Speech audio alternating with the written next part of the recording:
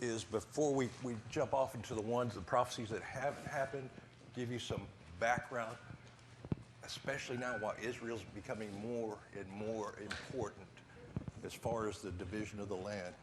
It's, I'm not going to give you what's in the news. You've seen all that stuff.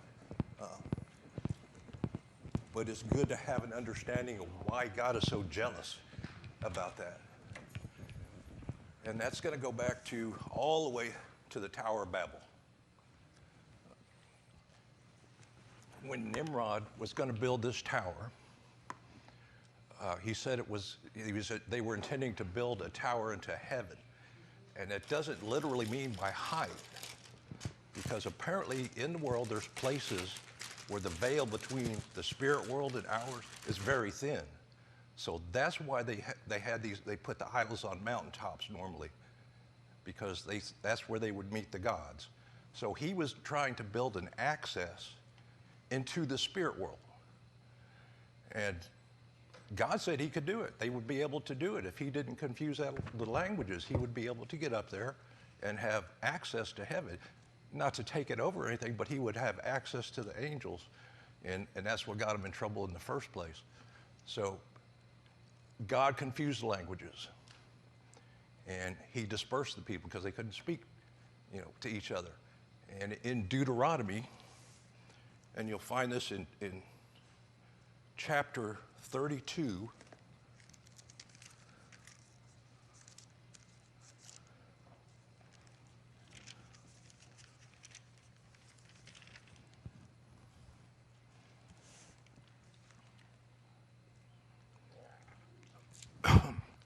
and it's verse 8 and 9, and it reads, "When the Most High divided to the nations their inheritance, when he separated the sons of Adam, he set the bounds of the people according to the number of the children of Israel."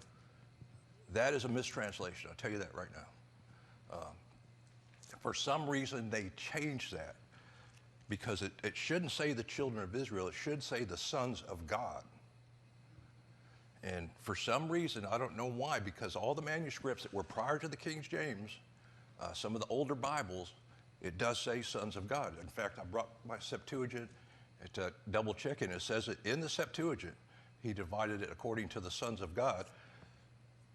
Because here in Genesis, when you read about Nimrod, Abraham doesn't come along for 2 more chapters.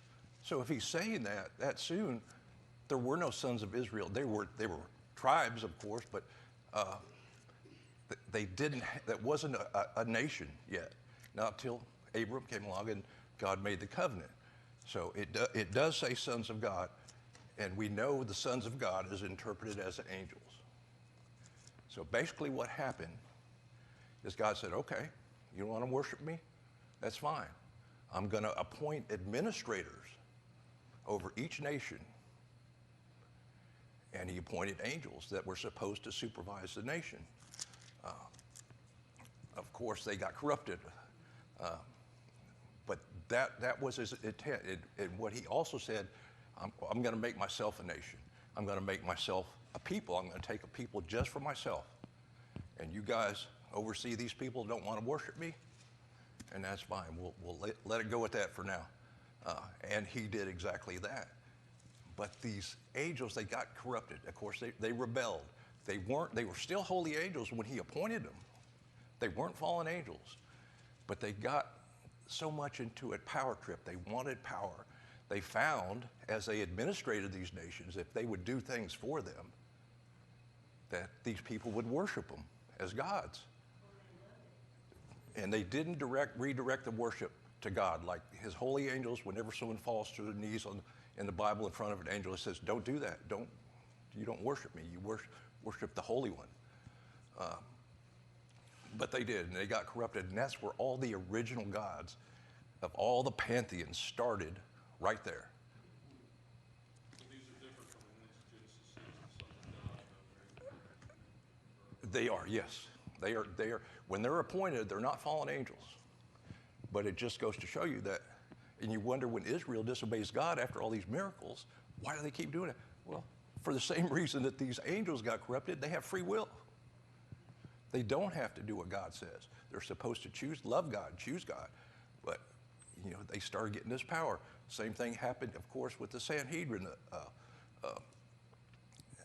They were the ruling power in Israel.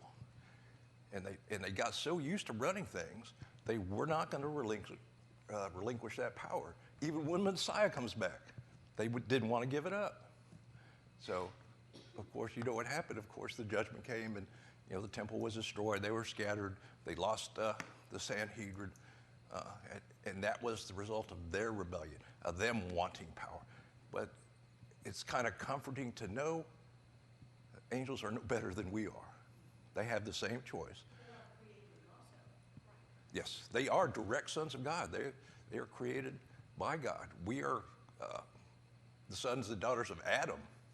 So we're not a direct creation, but thank God by salvation you can become a child of God. It says that he will adopt you if you accept his son and believe in his son. So that's where we win over the demons and the devils. That's where we win. The battle's already been fought. We've won. But you have to keep in mind, God said this land was his. That's why he's so jealous about it. Because no one, all these false gods had these territories. They were theirs. But they were so power hungry and greedy, they wanted to take God's property with them too. They wanted to take God's nation. They wanted God's people to worship them. I guess it would give them some kind of validation, acknowledgement of their power, but they have no power. Only that which God allows them to have. And that's how this worship went from nation to nation to nation, because these demons that are inhabiting these leaders, they can't die. But as one nation succumbs to another one, which is another thing, these demons are so power hungry, they fight each other for territory. They take each other's territory from them. That's why in Daniel, when the angel finally got to him and said, I fought the prince of Persia, and when I go back, I'm going to have to fight the prince of Greece. Greece, what didn't come along, wasn't a power for 250 years. So that demon overcame the Persian demon. So, and that's how power transfers between the nations. That's when you have these wars, because they're fighting among themselves even, because they lust worship. They gain some kind of power from it. Apparently, they gain power from blood sacrifice, because that's why so many children, people were killed in sacrifice to them, because they gain some kind of power, some kind of authority from it, because of course, God says life is in the blood. So apparently, it does have a power potential. Of course, because Jesus, he forgave every sin for all time by his blood. But these gods try to emulate what God has. They try to make copies of it. And they do it because I believe that to Christians that they can convince to join them, they see it as gaining power from God, taking away from God. So that's why they're doing it. And that's why God is so jealous about dividing the nations.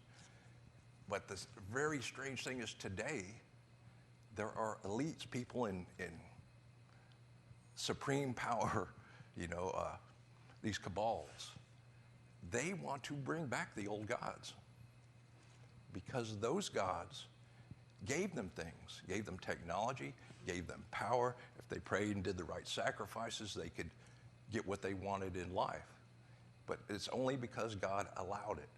And he allows that because he wants to show mankind, I am the one true God. You stick with me, they won't bother you. They can't have you. Because when you leave this world, either you're going to be with them, where they're going to hell, or you're going to be with me. And he gives that choice again and again. Joshua, saying, the Lord today has put before you life and death. And the Lord says, choose life. He tells you what choice to make. That's good for you. But people, out of sheer ignorance, or just because rebellion is a part of our nature, they say no. But what astounds me is today that we have leaders that are going to welcome back Satan in the form of Antichrist. And there's you wouldn't believe it. If you reach in your pocket, most of us, or in your purse, you're going to have an idol in there. Pull out a $1 bill. That's an idol, what's stamped on it.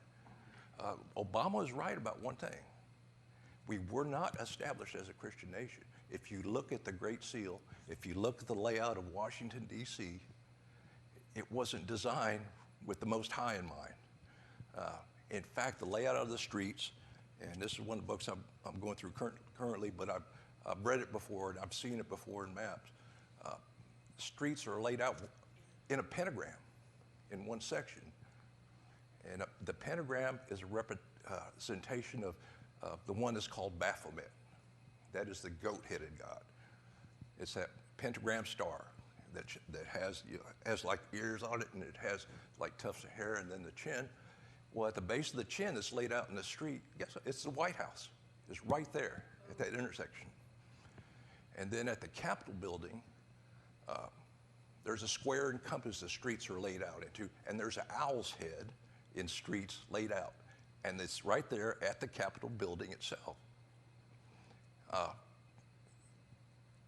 And those are, and the numbers that are associated with it, especially number 13, you'll find it on your dollar bill. It's a sacred number for the occult, very sacred. And that's based on going back to ancient Egypt. Their chief god was Ra. He was the sun god. And then under him was Osiris. He was kind of like, their power probably about the same. And Osiris's wife, which was also his sister, is Isis. Well, his brother got angry with him for some reason and got 70 of his companions, and they killed Osiris. Well, Isis prayed to God and asked, not our God, but Ra, and asked that Osiris come back. So he did. He came back to life. His brother and his companions killed him again, but this time they chopped him into 14 pieces. And she threw him in the Nile. Or they threw him in the Nile. And Isis went and found 13 of the pieces. That's why it's a sacred number. She found 13 of them.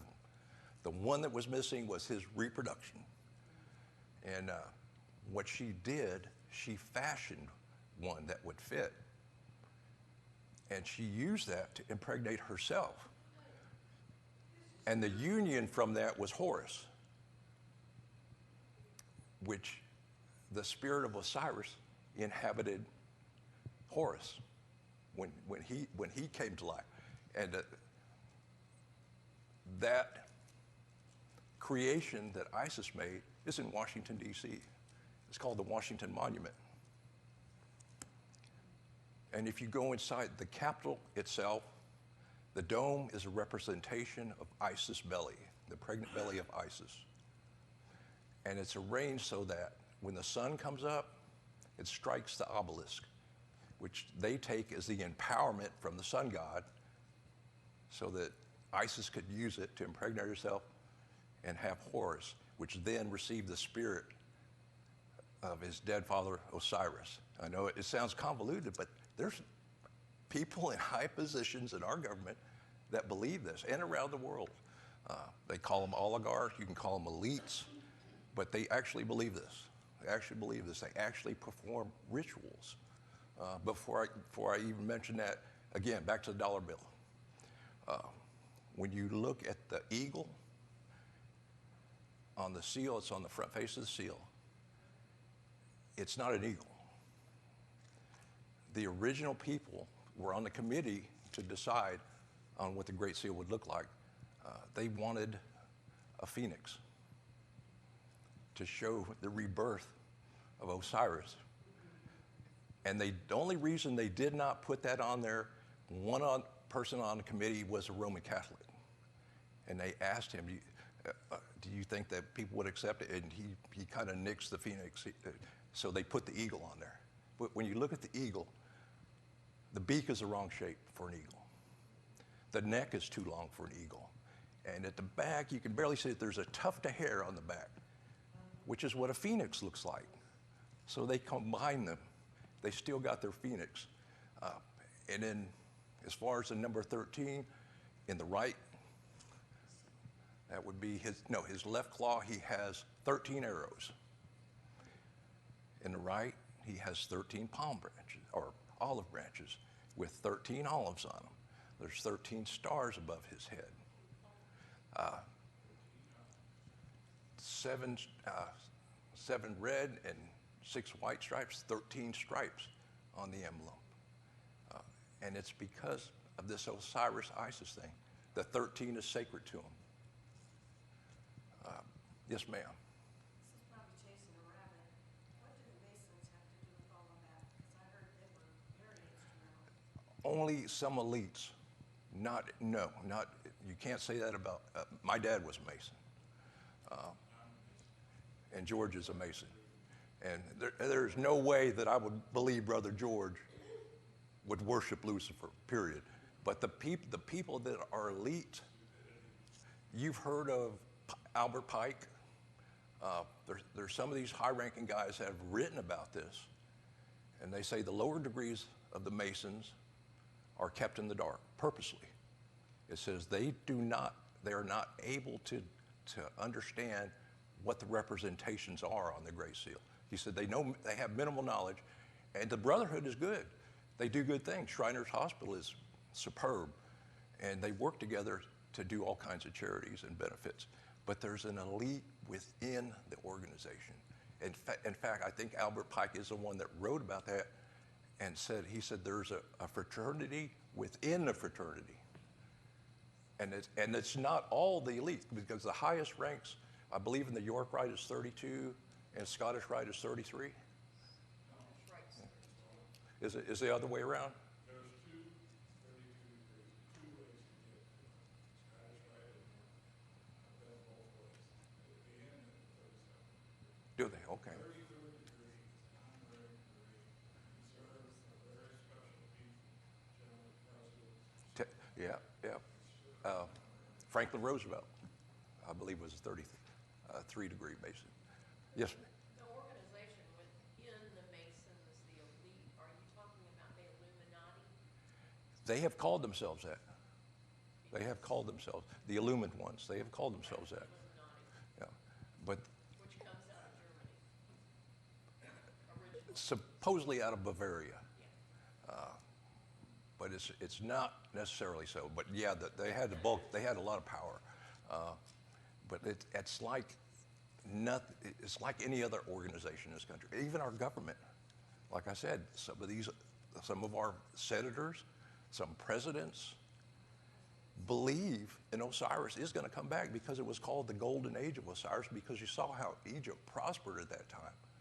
So that demon was able to prosper that country. And that's why they worshiped him, because he gave them things. But the elites that want Osiris to come back, they reach into every organization, every influential organization that there is. There's people in it. I mentioned the ritual. They have a ritual in California. I know some of you have heard about the Bohemian Grove. And it's a gathering of elites at that particular place. They seal off the roads. You can't get in. They've got security. Only the people that are invited that can be there. Both George Bushes were there. Cheney was there. Other world leaders, senators, representatives. I think even Gates attended. So the elites of our society were there. And what they have is what they call the cremation of care ceremony. And what that involves, there's I believe it's a 30-foot owl image. And what it's supposed to entail is when they did it in history, what they would do is they would sacrifice a child. And then burn the sacrifice. That's why it's called cremation of care. And what it was supposed to do is relieve you of the cares of this world and help you to prosper.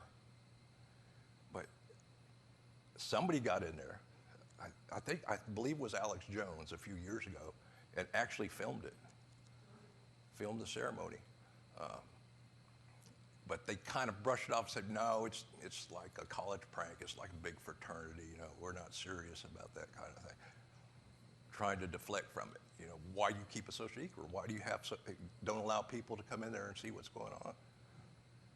But, and they still do it to this day. They still do it. They meet once a year. So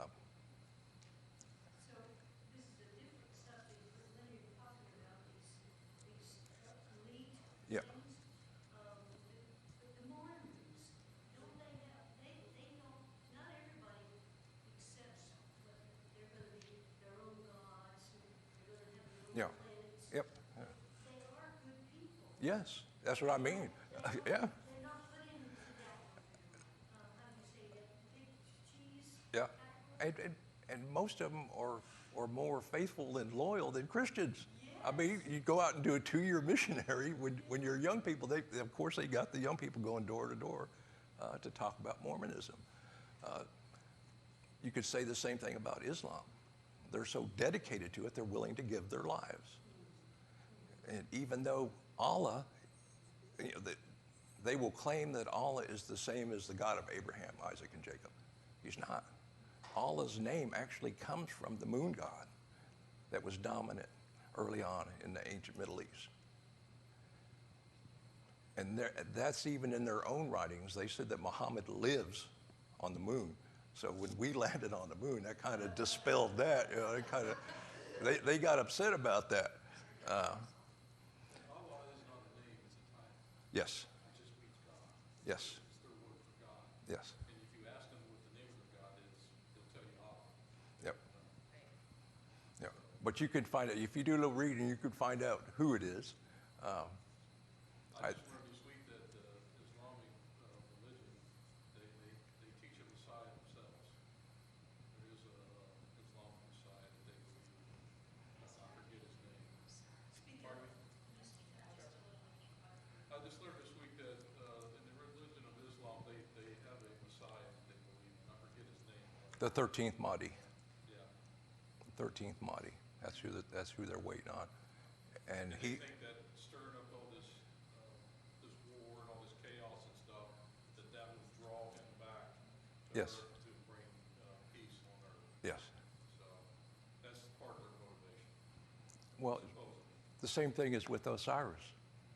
The intent of that is to have a semi-divine being to take over the New World Order, to be in place. That's what the Norvo Ordo, Ordo Seclorum is.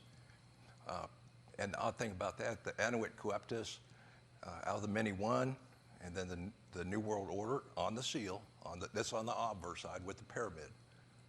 Oddly enough, there's 13 steps to that pyramid. There's 13 letters in Anuit Coeptus.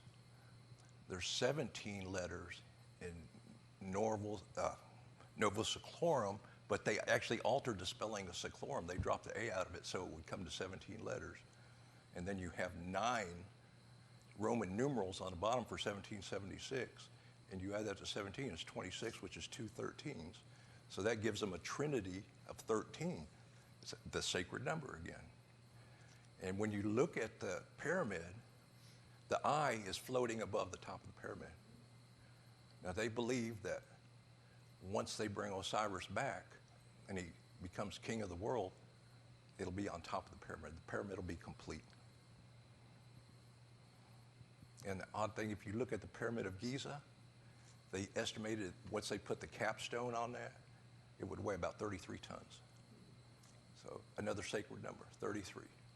And it's all over, all these symbols are somewhere in Washington. Inside the Capitol Dome, they had a painting done in the ceiling called the Apotheosis of Washington, which means Washington becoming a god.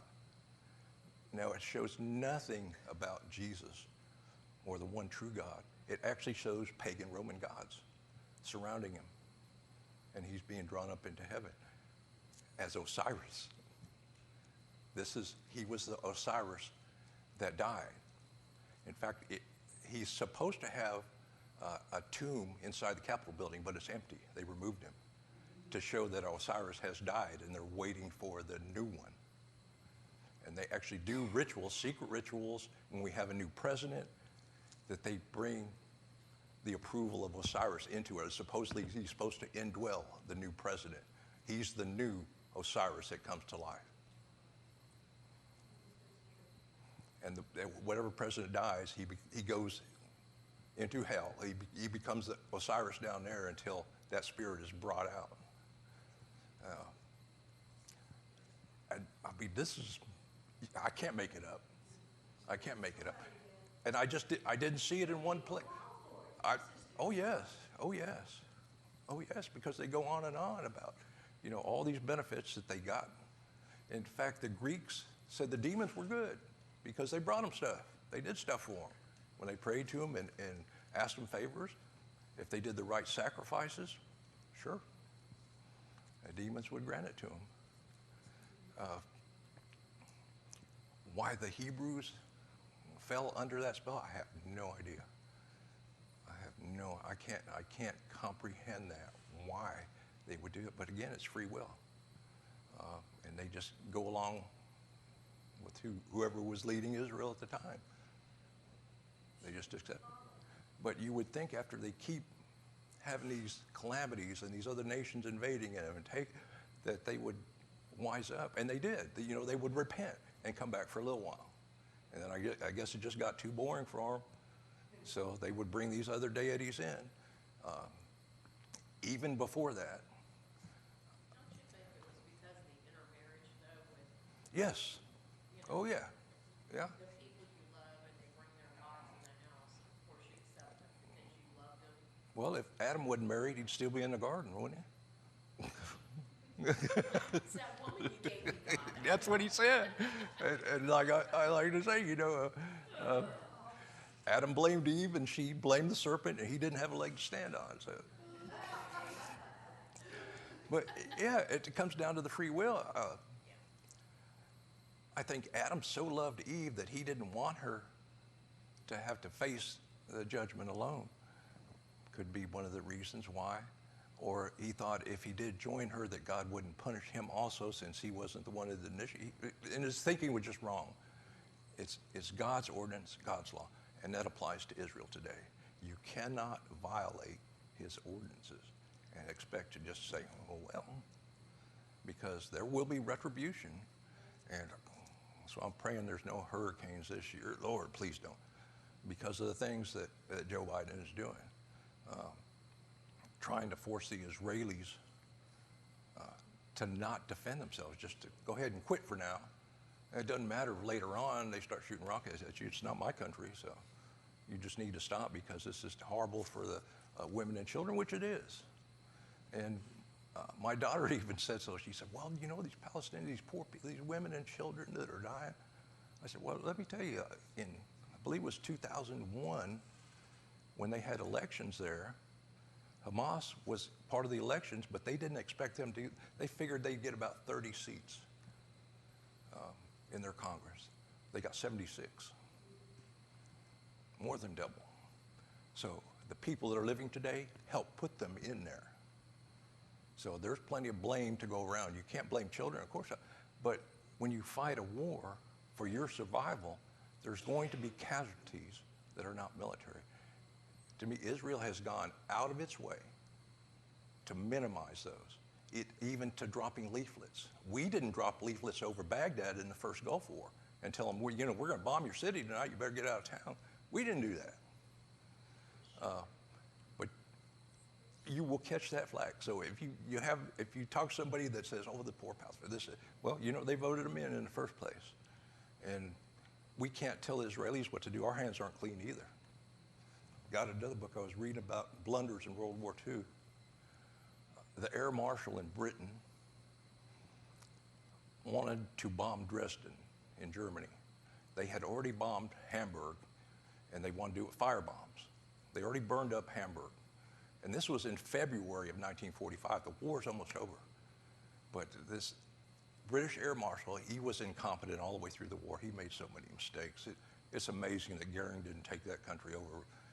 But if it wasn't for God's hand on the Christian people in Britain, then they'd be speaking German today. But but there was no military value at all. There was no factories, no munitions, nothing in Dresden, other than he just wanted to burn the city up because, you know, he got good results. And he was supported because they came up with excuses, well, we have to terrorize the people in order to get Hitler to surrender. Hitler had already proven he didn't care about the people. He said, if I die, they die with me. You know, they're part of the deal. And they knew he would be like that. They went ahead and bombed it. I believe it was over 1,000 bombers. They sent a couple hundred, bombed it, and then what the idea was to use the fires as a marking point to send in other bombers and bomb it. And they would wait from the first bombing run, wait till the firemen got out in the streets trying to put out the fires, and then they dropped the bombs again to kill them. And there's something like, I think Dresden had 600,000 residents, but at the time they probably had double that because of the refugees that were running from the Russians. The Russians are only 80 miles away from Dresden, so there's absolutely no excuse to do that. But they did it anyhow. And what really gets me, 2 days after that happened, the Americans bombed Dresden. The city was already burned up. The only people that were there, because this was a daylight bombing, there were children and other survivors gathered in parks in Dresden that crawled out of the rubble and got out. They were getting gathered together to try to go know where they go. American P-51 fighters strafed them. Wasn't a mistake. They could see that they were children. They strafed them. So the U.S. having the moral high ground of telling the Israelis what to do, it ain't there. You know, if somebody tries to tell you that, say, well, you know, what about Hamburg? What about Dresden? You know, Americans participated in that in killing children on purpose. So, because Israel's defending itself to defend God's territory that he had given them, they have every reason to. In fact, in Scripture, God says that he will wipe out the Edomites. If he uses the Israeli Defense Forces, that's up to him. He can use for whoever or whatever he wants to accomplish his goals. He used Pharaoh. Pharaoh wasn't as ready. He used him to accomplish the goal. So I know you're going to come up. You're going to hear that more and more. We hear it in the news. Some people that you may talk to somewhere are going to bring up, well, those poor Palestinians, this and that, and we need to stop Israel from doing that. No.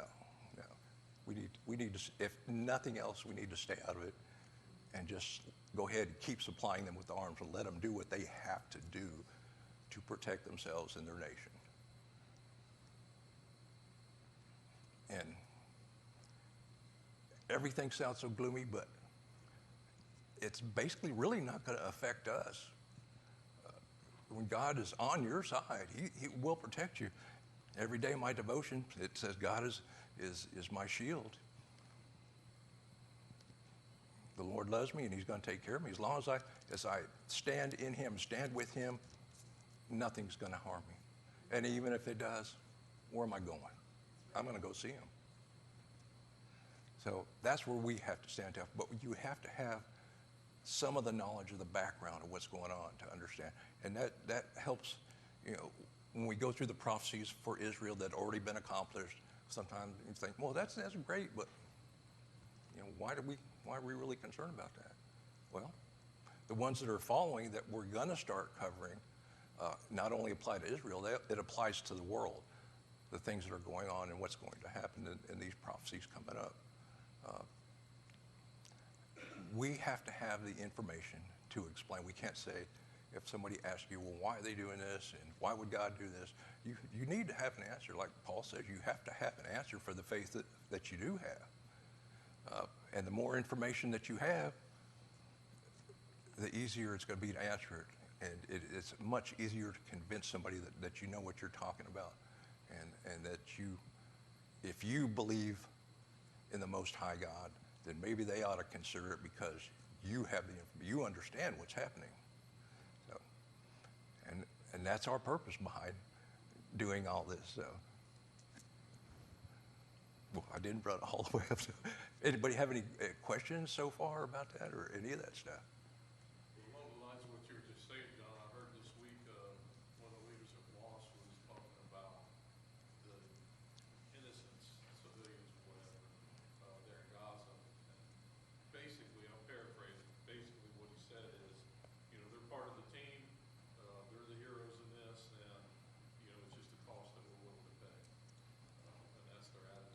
Well, and they're not letting their people leave either. They're using them. They're using them as shields, and they should know better because they know the Israelis aren't going to hold back because you do that because it's either them or Israel, and they're going to have to do what they have to do. Pray for the people in Gaza. Pray for that they can get out of there and get some relief. But I don't see it happening soon. And all these deals about trying to get I don't think any hostages are left alive. I really don't. I think they've already killed them by now. Because I don't believe that they believe that it gives them any leverage. It may buy them time, but I don't think they're alive. I hope they are. I hope there's some way that they can get them back. But that's the reality of today's world. And I wanted to bring it up also because Israel is going to strike Iran. I don't think they have yet. Have you heard anything, Brother D? They haven't done it, but when they do, it could ignite, depending on what the response is, they could ignite World War III. There was a report today that the United States approved their action in Rafah for a slightly lesser response to Iran than I guess what they were planning. So whatever that is, I don't know, but that was one report that I heard. That's hard for me to believe that Israel is the United States to approve them going in Rafah. I don't really believe they are, but they may cut back on something. They're gonna get their pound of flesh for that, though. They are. They definitely are. If not publicly, there may be an accidental explosion at the Iran nuclear plant underground, and nobody knows what happened, gas leak or something. But chances are it's going to be the Mossad does something, because if they strike outright, you're going to have Iran again respond. They may go ahead and send Hezbollah in, and this will be the next leader on your list. Netanyahu will be the next leader because that'll come from Syria. Because Iran, I don't believe, is going to do anything directly themselves with their military. They're going to push Hezbollah into it because that's their proxy, and the Syrians. And who knows, this could be the destruction of Damascus, for all I know.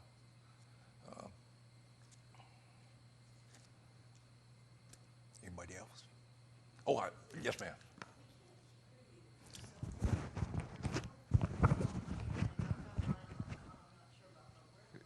Oh, okay.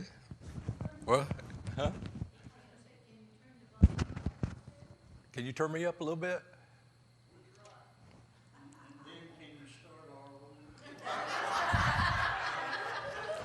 It's still up here. It's still up here. Is that better? Can you hear a little better now? Okay. Okay.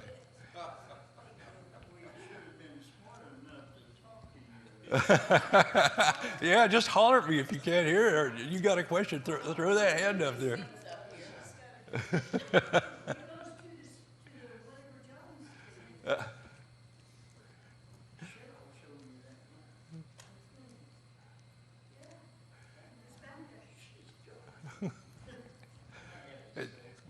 There's one thing I will add to that about God appointing those angels over the nations.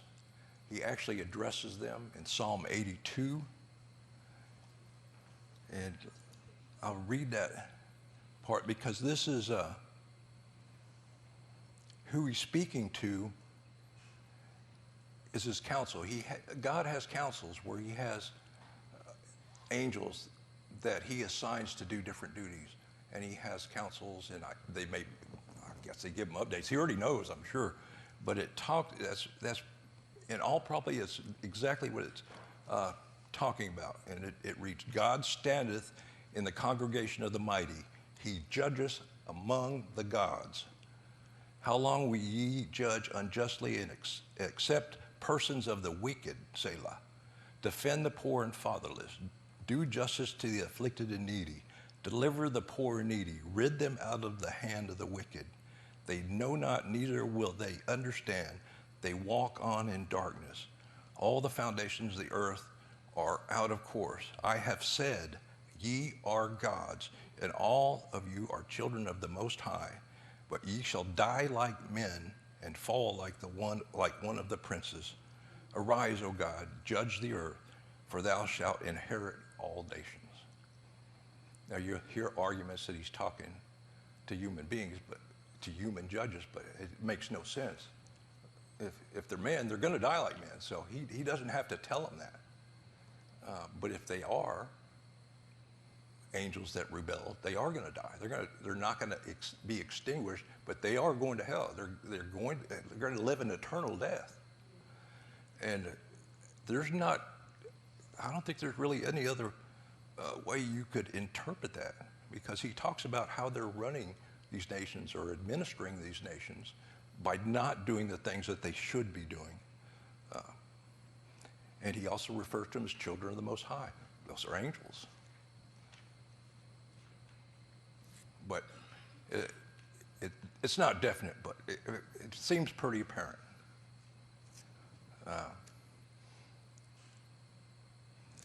And then again, I know I've given you a lot.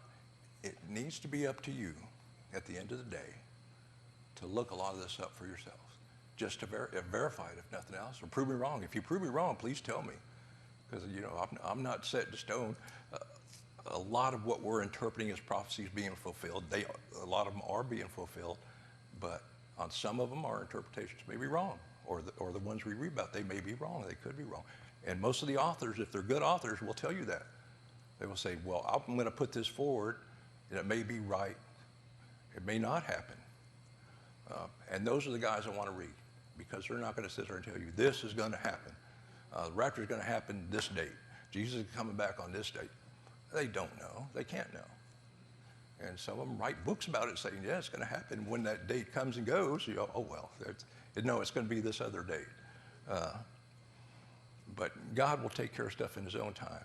But one thing I really do believe is that the end of the church age, or the beginning of the millennial reign, will be in 2075 if you go along with what even the church fathers and a lot of the ancient writings agree with about the 7,000 years of the earth, 3 ages of 2,000 years. And like I said, this year and next year is the end of the church age. Or it starts the last jubilee of the church age, which is the last 50 years, which will bring us to 2075. So a lot's going to happen. Probably the rapture sooner than later. You never know.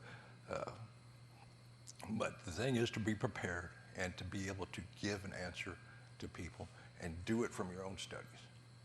Because at the end of the day, this is a handout I was going to give when I got finished with all the lessons, but I'll go ahead and give it to you. Anybody that's seen Hogan's Heroes? At the end of the day, I don't know. I could tell you about it. I could speculate. I could tell you what other theologians that know a lot more than me have said, but it's me. I don't know. God knows. I would like to know, and but I think I'm going to find out when it happens.